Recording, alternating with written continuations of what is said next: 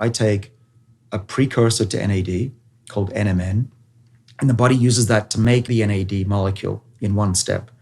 And so I know from measuring dozens of human beings that if you take NMN for the time period that I do, I've been taking it for years, but if you take it for about 2 weeks, you'll on average, double your NAD levels in the blood.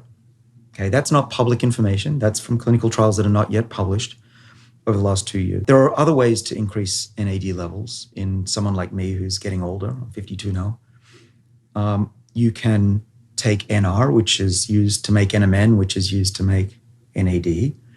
And both NMN and NR are sold by companies in the US. NR lacks the phosphate. Phosphate's a small chemical the body needs.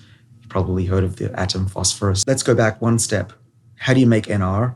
NR gets made from vitamin B3 often. You can also find it in milk and other foods. But sometimes people ask me, why don't you just take vitamin B3 and won't that just force the body to make NAD?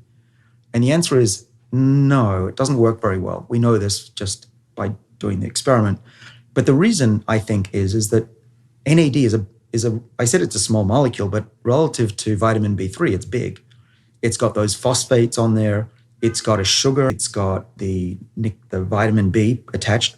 So you've got all these components that come together to make this very complicated little molecule called NAD. When you give NMN, it contains all three components that the body needs to make NAD. If you give NR or just vitamin B3, which is an even smaller molecule, the body has to find these other components from somewhere else. So where do you get phosphate? Well, body needs it for DNA, needs it for bone. So high doses of something that requires additional phosphate makes me a little concerned. And we have compared NMN and NR head-to-head in mouse studies.